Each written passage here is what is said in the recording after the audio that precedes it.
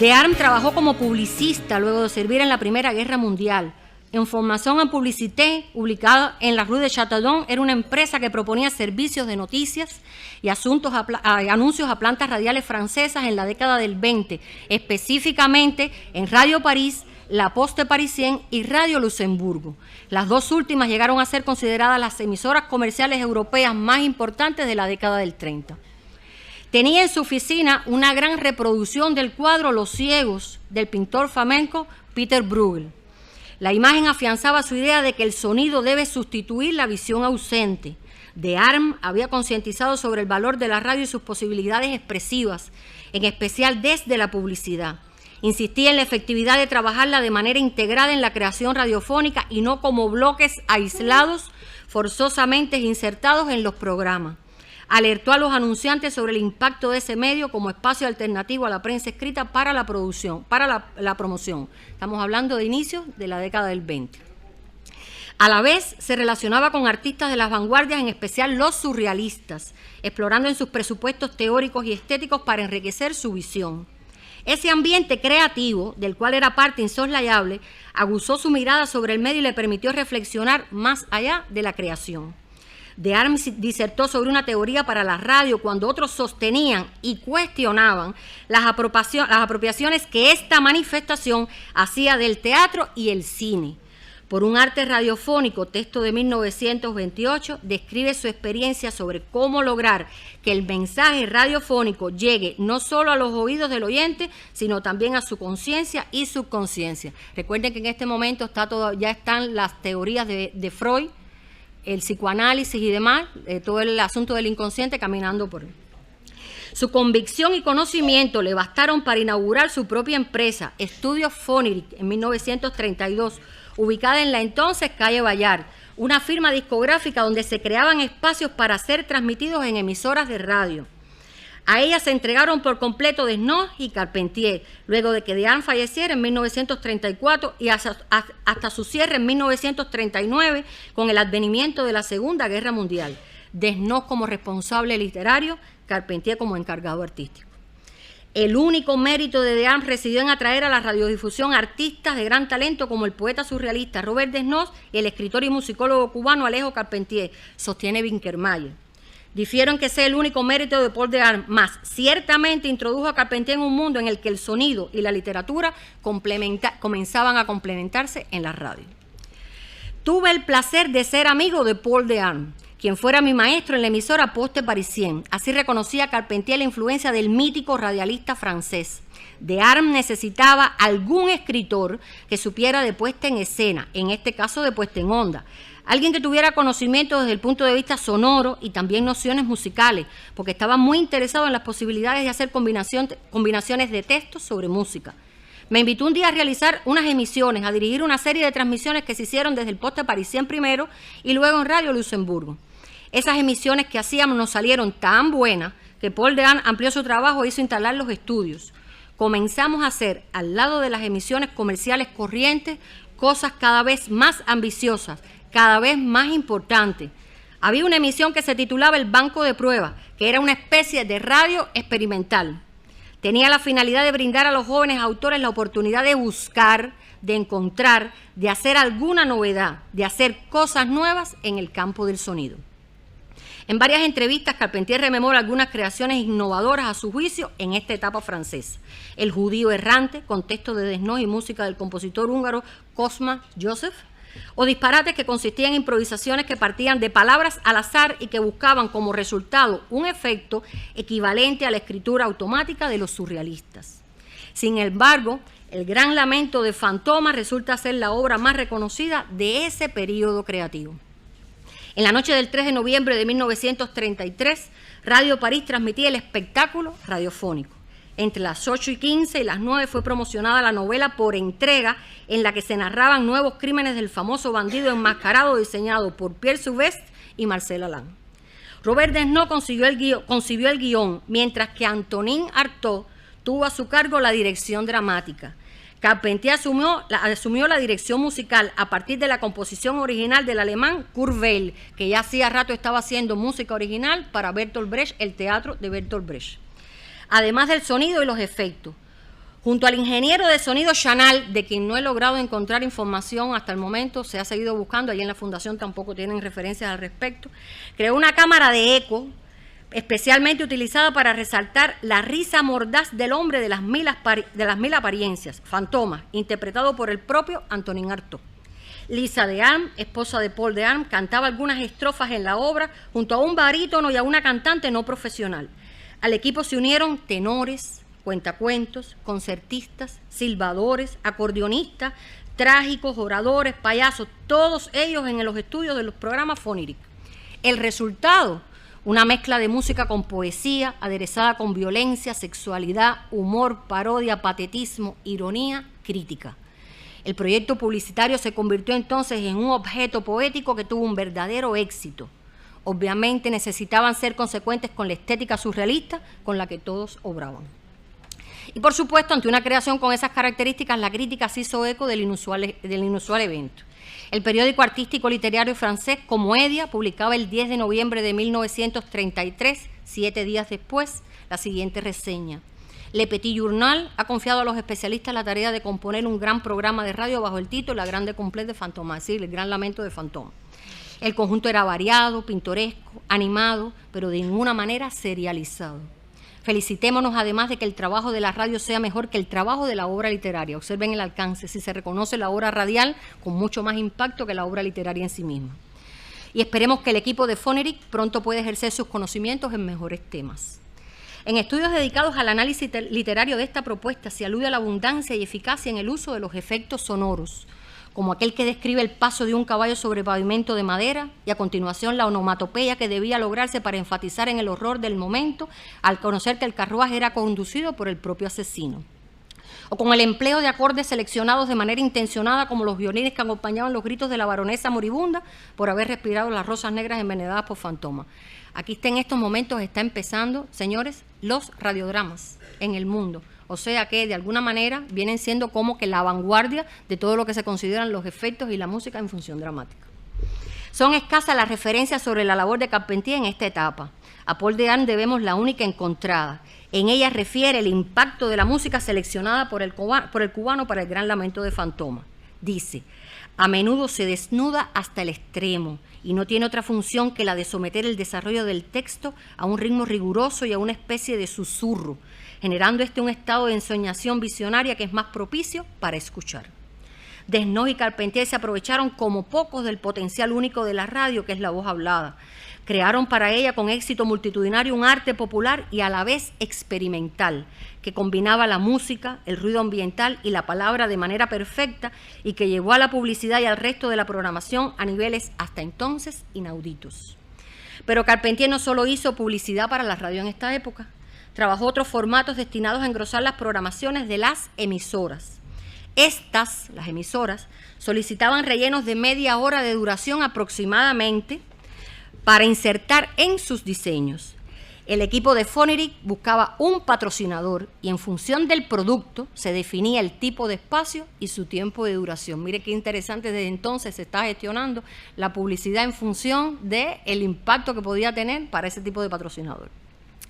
Tal fue el caso de la media hora de la vida práctica, transmitido por Radio París. Fue una serie en la que se divulgaban acontecimientos históricos, culturales y aspectos vinculados a personalidades de relevancia universal. Varios guiones de estas producciones o sketch, como también les denominaron, fueron consultados en la Fundación Alejo Carpentier. Tuve realmente ese privilegio, honestamente.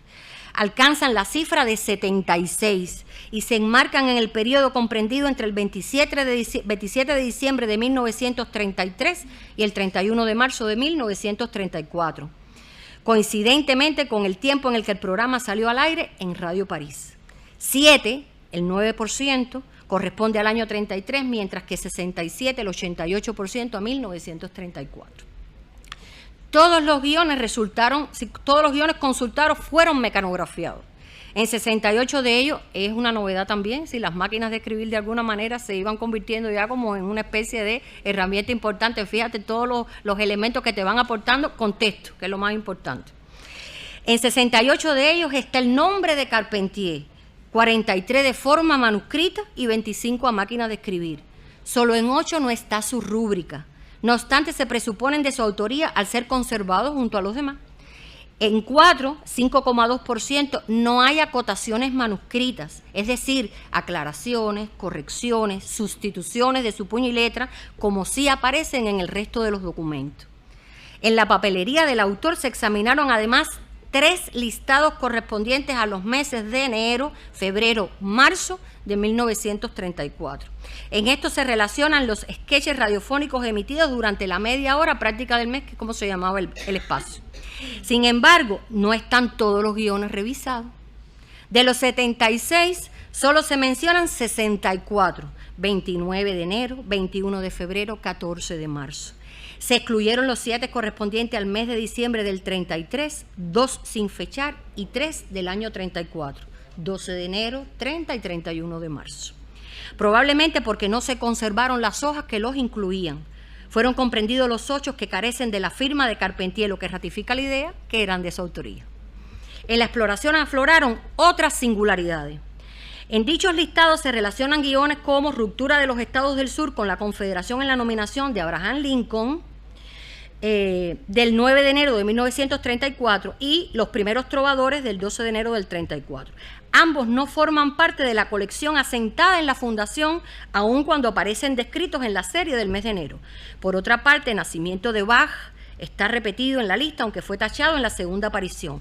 Cabe la posibilidad de que haya sido un error o quizás el programa fuese retransmitido. El 22 de febrero de 1934 no hubo transmisión. Todos los sketches no fueron escritos por este grupo, es decir, por el equipo de Fonnery. Aproximadamente 40 eran extractos, así ellos los definían, de obras correspondientes a otros autores y que eran recreados por el elenco de Fonnery. Se desconoce si estas selecciones iban acompañadas de alguna información, ya sea de autor, de escena, fragmento, quién o quiénes la hacían, qué tiempo de duración real tuvieron.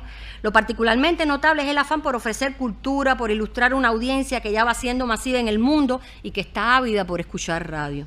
La propia Francia contaba con 28 emisoras ya en este año en todo su territorio, año 33. Y hacia la primera mitad de la década del 30 la proporción de habitantes por radioreceptores era de 6,2, bastante. En los guiones suscritos por Carpentier sobresale la diversidad temática. 20 dedicados a la música, 19 al teatro, 17 a la historia universal, 5 sobre ciencias, 4 literatura, 4 pintura, 4 a sitios y tradiciones, 2 sobre filosofía y 1 a la danza. Excepto los dedicados a lugares y tradiciones, el resto están vinculados a fechas, conmemoraciones o acontecimientos específicos, es decir, el 95%, muy similar a lo que hoy se define como efeméride. No podemos afirmar que el grupo siguiera alguna pauta preestablecida o modelo para escribir los guiones. No obstante, los rubricados por Carpentier mostraron rasgos o similitudes que permiten caracterizar su producción. Si me permiten, les voy a comentar algunas de esas particularidades. La figura del locutor no es indispensable para Carpentier, no era indispensable para Carpentier. Solo lo empleó en 8 ocasiones, estábamos hablando de 76, comparen siempre las cifras. Cuando lo hizo lo llamó speaker, locutor, y se nos presenta generalmente al inicio o al final de la obra. Solo en un programa rompe con esta norma, Muerte en Dresde del compositor Julius Ritz. Allí utiliza 3 locutores para decir un mismo parlamento. En esta emisión, la más breve de todas las analizadas, desarrolla un diálogo imaginario entre el músico alemán Julius Ritz y Felix Mendelssohn. En apenas 10 bocadillos evoca la etapa en la que Mendelssohn dirigía la orquesta de Leipzig en 1835 y convoca a Ritz como segundo director a su cargo. Este lo admiraba, conocía su obra y esa condición le permitió publicar algunas de sus composiciones de manera póstuma. Buena parte hecha. Oye, esto mismo me pasó en el coloquio de la radio. ¿Usted no se acuerda, Yusaima, que usted me dijo? ¿Cómo tú puedes? No, pero allá voy con el celular, con la linterna. Increíble. Oye, hola, el destino tú. Voy a tratar de proyectar. Digo, si les parece. Buena parte, Rick lo admiraba, conocía su obra y con esa condición le permitió publicar algunas de sus composiciones de manera póstuma. Buena parte del reconocimiento posterior lo adquirió precisamente gracias a esas publicaciones. Estamos hablando de Mendelssohn, el reconocimiento que se le hace a Mendelssohn posteriormente es por el acopio que hizo Rick de sus obras. Como buen musicólogo, Carpentier conocía el valor y aporte de Rick más allá de la selección y divulgación de aquellas obras. Decide entonces mencionar algunas de sus creaciones más notables y a continuación ordena a 3 locutores que al unísono realcen su trascendencia. Murió en Dresde, cubierto de honores, en 1877. Bocadillo tan sencillo como ese, 3 locutores. Reserva la única frase que ha quedado fuera del breve diálogo para resaltar el lugar en el que fallece, el año del deceso y la valía de su legado para la música universal. La expresión cubierto de honores resume el aporte formativo y el mérito alcanzado por Julius Reed en su época. Evoca, además, el reconocimiento social y su permanencia en el imaginario cultural y musical posterior. Hoy quizás la frase estaría acompañada de un fragmento de su obra con cierta connotación emotiva a fondo y acotaciones enfáticas para los locutores. ¿Por qué no utilizó su música? Lo ignoramos. Pero esa sería otra obra, diferente de aquella que el 28 de diciembre de 1933 mostraba la capacidad de la radio para, a través de la selección precisa de la información a transmitir, demostraba que la síntesis no es sinónimo de ausencia de ilustración. Muerte en Dresde del compositor Julius Reed ratificaba aquel precepto teórico de Bertolt Brecht, redactado unos años atrás. Arte y radio tienen que ponerse a la disposición de fines pedagógicos. Si hablamos del manejo de los personajes, Carpentier prefiere los términos hombre, voz femenina, mujer. Desestima llamarlos por el nombre de quienes representan. Prefiere el uso de números, 1, 2, 3, para diferenciar una voz de otra sin hacer distinción de sexo. Si no las enumera o especifica el tipo, entonces emplea marcas, es decir, guiones, para indicar cuándo un bocadillo pertenece a una u otra intervención. Esta última característica aparece en menor medida. Como parte de la investigación se comparó esta estructura con el guión, por ejemplo, de Maremoto, uno de los primeros radiodramas de que se tiene conocimiento, de Francia, 1924. Se escoge un dramatizado, escenificado precisamente por la presencia de diálogos en los escritos por Carpentier, además de su relevancia para la historia de la radio en esos primeros años. En el tema de las voces, las pautas son similares. Primera voz, segunda voz, voces femeninas, lo que sugiere que podría ser la manera en que solía ser indicado en el guión. Sobre el tema, otra particularidad llamó la atención, el tratamiento a un personaje infantil. En la emisión del 6 de enero de 1934, dedicada al encarcelamiento del arzobispo inglés William Laud, su posterior ejecución en 1645 incorpora una figura infantil. Con una breve aparición resulta un rasgo novedoso, teniendo en cuenta que no asume la postura de un niño común, sino desde la condición de un ejecutado. Carpentier ubica al pontífice Laud en la calidad de recluido en la Torre de Londres. Sí, a este arzobispo primero lo apresan y después lo ejecutan. Durante la espera de las sentencias, Laud escucha algunas voces de quienes en épocas anteriores habían corrido igual suerte que la suya. Entre ellas estaban las del hijo del rey Eduardo IV. Y dice: pero el destino de los hijos de Edward fue tan trágico como el suyo. Y a continuación: estábamos en esta celda cuando Buckingham nos dijo que vendría a salvarnos. En el momento en que creímos escuchar las señales de liberación, la puerta se abrió y entraron los asesinos. Estábamos, nos dijo, salvarnos, creímos. Los términos llevan implícito el destino de Eduardo V, de 12 años, y Ricardo, de 9, ambos descendientes del monarca Eduardo IV. No es difícil inferir que Eduardo V fuese quien narrara la situación, en primer lugar por ser el mayor de los hermanos, en segundo porque el suceso nos remite inevitablemente a las obras pictóricas que recuerdan el trágico pasaje, en especial la del francés Paul Delaroche. En todas esas representaciones, el hermano mayor asume la protección del menor. Interesante el uso del niño en este programa cuando obviamente el espacio no comprende a la infancia como público meta. ¿O sí?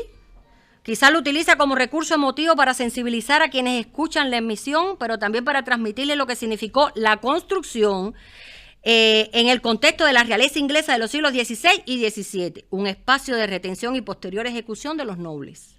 Sobresale desde el primer bocadillo la voz infantil que se dirige a los oyentes en tercera persona y a continuación asume la primera del plural. Eso nada más que lo hace el señor que está sentado ahí, con el permiso del resto de los guionistas de nuestra radio, para describir el momento en que debió ocurrir el hecho. La no existencia de acotaciones que indiquen el trabajo con los planos sonoros, la ausencia de efectos u otra técnica sonora que modifiquen la voz, realza la singularidad del recurso utilizado por Carpentier.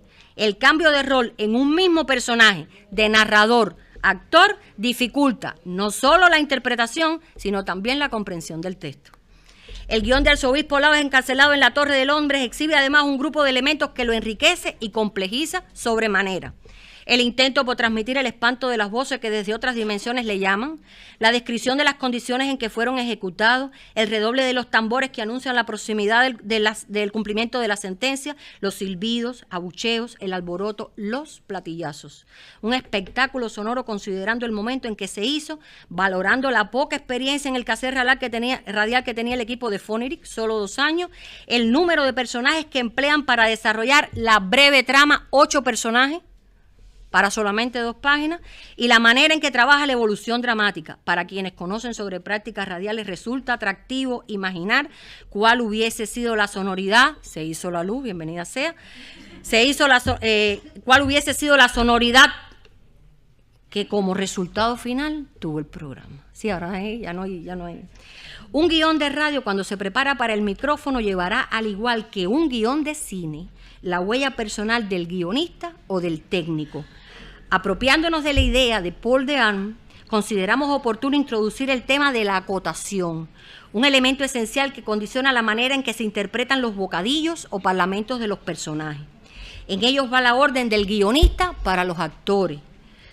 Aportan intenciones, matices, transformaciones, un sinfín de recursos que adornan el texto que se pretende dar a conocer. En las creaciones de Carpentier las acotaciones son escasas, tanto para los personajes como para el locutor cuando lo emplea. Aunque irrelevantes, no queremos pasar por alto sus comportamientos en los libretos de su etapa francesa. Nuestro escritor las utilizó en 15 de los 76 guiones revisados, solo el 2%. Se concentran fundamentalmente entre diciembre del 33 y 34. En ocasiones las especifica a mano y lo hace con un color distintivo, crayola roja o crayola azul. O sea que era el color, parece que de moda, y la crayola era el tipo de, realmente de...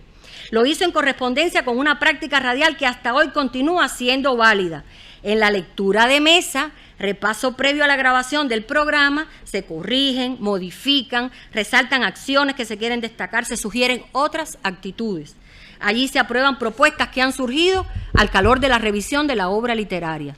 No es de extrañar entonces que sus guiones presenten añadidos en pos de lograr una mejor composición sonora. En el caso de Carpentier, las acotaciones se encuentran con mayor frecuencia en los personajes y los diálogos que sostienen entre sí que en los locutores.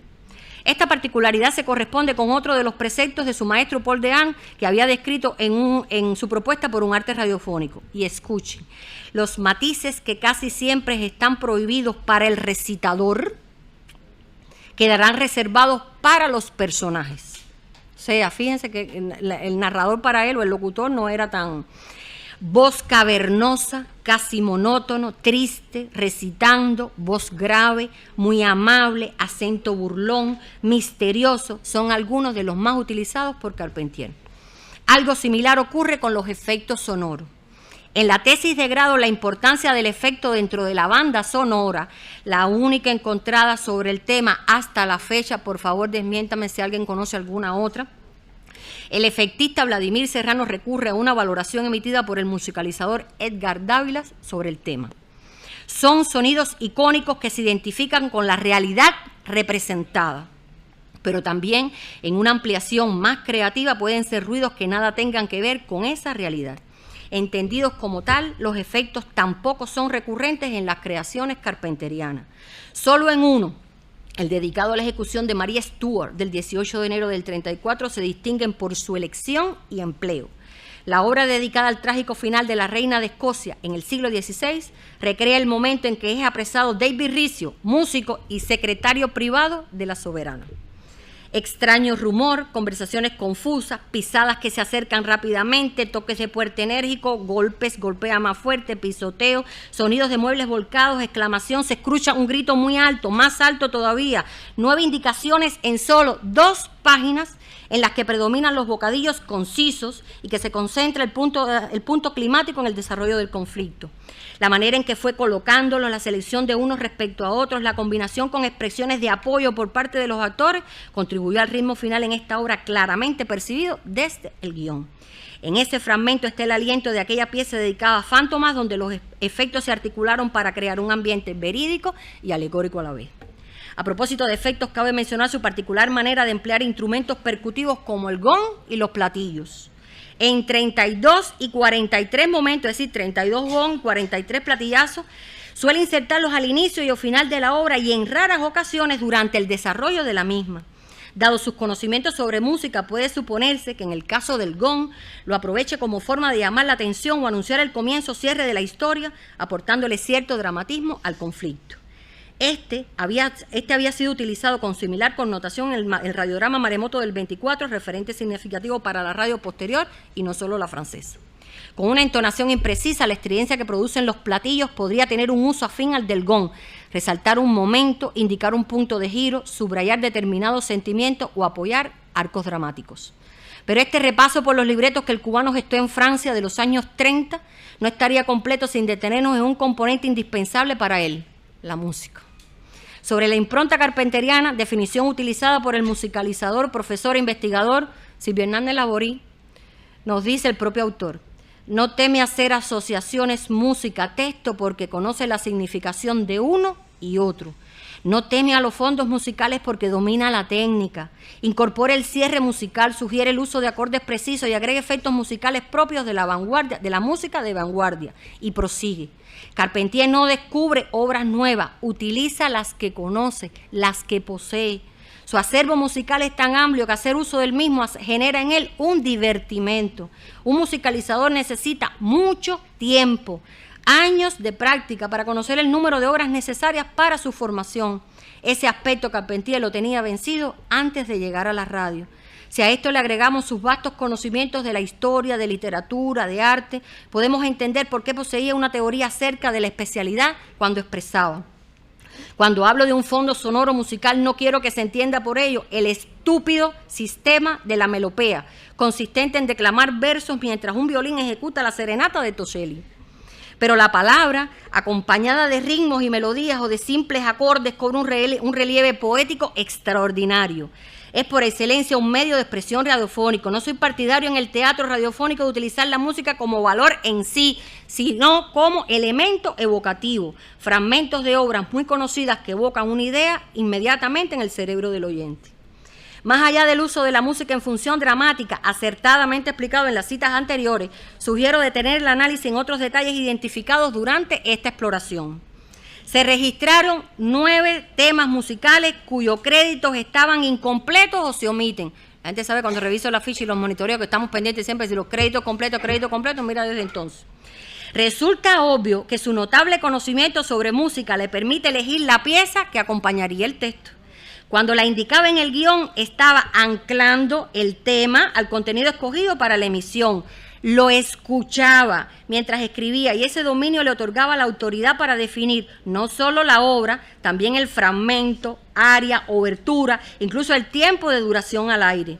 Pero, ¿por qué colocaba el título del tema musical y autor si tenía en la media hora de la vida práctica la responsabilidad de las secuencias musicales? O sea que si él era el musicalizador, ¿por qué colocar los nombres de las piezas en sus guiones? ¿Alguien más se desempeñaba como editor y musicalizador en Foneric? ¿Acaso editaba y musicalizaba los libretos que él mismo escribía? El crédito incompleto significaba que lo conocía de antemano y por ende no necesitaba colocar la información para sonorizar el programa. ¿Olvidaba hacerlo o incluir el dato? Aspiramos a dilucidar estas interrogantes cuyas respuestas contribuirían a profundizar sobre su desempeño en esta empresa.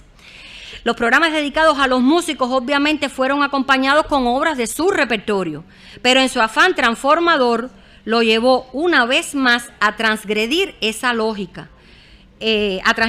Cuando el 2 de marzo de 1934 se transmite Muerte de Czerny. El austríaco Karl Czerny es considerado el padre, el creador de una técnica moderna para piano que legó gracias a sus textos didácticos. Entre ellas sobresalen pequeños estudios de velocidad y el arte de dar soltura a los dedos. Aún hoy la dificultad en sus ejercicios para piano constituye un reto para estudiantes y consagrados ejecutantes. Este brevísimo resumen sobre el pianista constituye la esencia del programa concebido por Alejo Carpentier y que sonorizó nada más y nada menos con Doctor Gradus ad Parnassum de Claude Debussy, Czerny con Debussy, el único de los dedicados a un músico que no estuvo acompañado por su propia obra. Doctor Gradus ad Parnassum es una de las 6 piezas incluidas en la suite El Rincón de los Niños de Claude Debussy. No pocos intérpretes la ejecutan porque estimula el desarrollo de la articulación y la técnica de muñecas. Este podría ser un punto de contacto entre ambos compositores. Sin embargo, en la propuesta literaria de Carpentier, una joven, durante su lección de piano, rechaza tocar a Czerny porque aborrece su método de la velocidad. Como alternativa, su padre le propone Doctor Gradus ad Parnassum, el tema que Debussy crea para estimular la atracción por el piano precisamente en su hija. Sí, Debussy crea el tema para que su hija se sienta atraída por el piano, desechando la estética de Czerny. En la sustitución de Debussy por Czerny, Carpentier deja entrever la fustigante postura del primero como el crítico severo con el pesado estilo alemán. Debussy se burla musicalmente, esto es una cita, esto no estoy diciendo, no, milady, no. Debussy se burla musicalmente de los aburridísimos diseños mecánicos del compositor romántico, que son una especie de matraca odiada por todos los estudiantes de piano del mundo. La sátira contra compositores como Czerny o Clementi, que destacaron casi exclusivamente por su obra didáctica, es abordada en el Doctor Gradus ad Parnassum, perteneciente a Children's Concert, la esquina de los niños. Resulta comprensible entonces que Carpentier no quiera hacer uso de la música de Carl Czerny, no pretende agobiar a los oyentes con didactismos y complejidades técnicas que, lejos de ser disfrutadas, puedan generar distanciamiento. Este punto de vista del autor se agradece, y mucho, cuando suele ocurrir que guiones y directores, todavía hoy, fundamentalmente priorizan gustos y preferencias en la difusión, olvidando la necesaria diversidad y la satisfacción de complacencias dispares. Los asoció utilizando la técnica que ambos cultivaron con denuedo, desde la habilidad y destreza en la ejecución del instrumento. No denigra el mérito de Czerny, más con la selección de Debussy patenta su propensión hacia el impresionista y el aplazamiento del compositor romántico. En un ejemplo como muestra de Czerny, Carpentier deja claro su interés por otorgarle a la radio un valor cultural extraordinario. Por una parte, ilustra a quienes desconocen el tema. Por otra, reafirma el conocimiento en aquellos que lo poseen y estimula la aprehensión de otros detalles que aporta desde la selección y combinación de la información. A esa aspiración por ilustrar se le adiciona la propia selección de las obras. No siempre son las más conocidas, no, o divulgadas. Propone preludios, marchas, variaciones, piezas alternativas que podrían estar enriqueciendo el bagaje musical de los radioyentes. Una segunda reflexión está asociada a los programas que no contaron con musicalización alguna, muy común en aquella época. En 5 guiones prescinde de la música como recurso expresivo, bien llamativo en un musicólogo como Carpentier. No hubo melodías en libretos dedicados a pasajes de la historia, la ciencia, la pintura, el teatro, incluso la danza. Evoca la música, cita composiciones, autores, fragmentos de obra, pero no los emplea. En algún que otro aparece el gong y el platillo. Tampoco hay acotaciones ni despliegue en el uso de los personajes. Tal nivel de sencillez no les resta. Concentra el interés en la selección de la información que pretende aportar y en la manera en que la expone. Generalmente lo soluciona con diálogos amenos, naturales, algunos con ciertas dosis de humor e ironía, muy precisos, por cierto. Un riesgo al que se expuso en tiempos en los que la música ya dominaba el éter radiofónico. De ellos seleccionaría el dedicado al estreno de Fedra en el Hotel Borgoña el 1 de enero de 1677. De su puño y letra especifica, con crayola roja, hago la precisión, sin música, e introduce el bocadillo, escuchen el bocadillo. Querido maestro, hoy hace 257 años vimos representar en el Hotel Borgoña su Fedra. Todavía está en el repertorio del teatro francés. Pude penetrar hasta tu retiro celestial. ¿Podría usted decir algo sobre su pieza a la audiencia de Radio París? Eso es posmodernidad. Eso es posmodernidad. Para este programa, Carpentier utiliza la entrevista como formato y, valiéndose del surrealismo que lo arropó, ubica al entrevistador en el retiro celestial donde se supone que reposan los restos por muerte de Jean Racine, el creador de Fedra.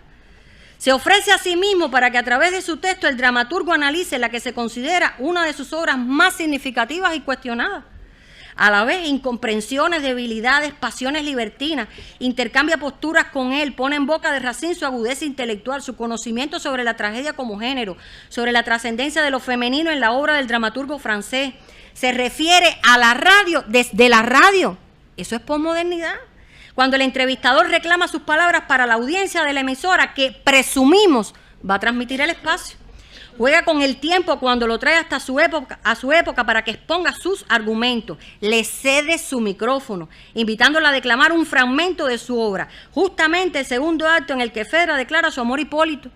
Fedra en forma de entrevista y fragmentos de la obra supuestamente recitados por su autor, es obvio. En esa estructura no cabe la música porque el teatro se basta por sí mismo.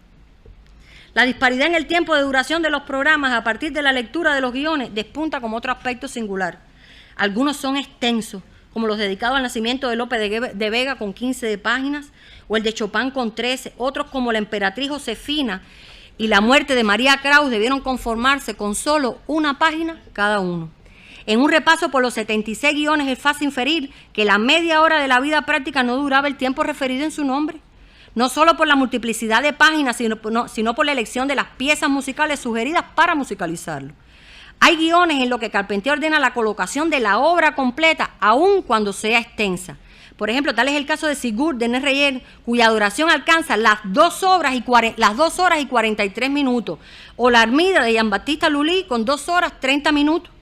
Para la radio el tiempo es fundamental, ya sea por los horarios o la duración que diferencia a un espacio de otro. Ello contribuye a la habitualidad, un aspecto inviolable para este medio. La habitualidad se va creando a partir de un acuerdo tácito con la audiencia y violentarlo puede costar la pérdida de su acompañamiento durante las sucesivas transmisiones. ¿Buscaba Carpentier y el resto de los integrantes de Fonnery transgredir esa norma? Bueno, si es que la había. Hacia los años 30 las programaciones de radio en el mundo estaban por consolidarse.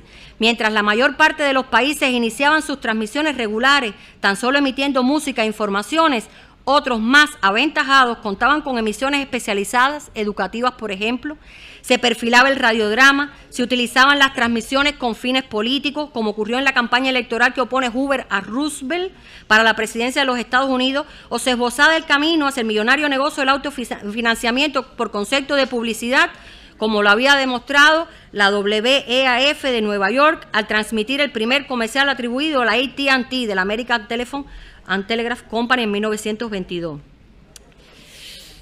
Me detengo aquí.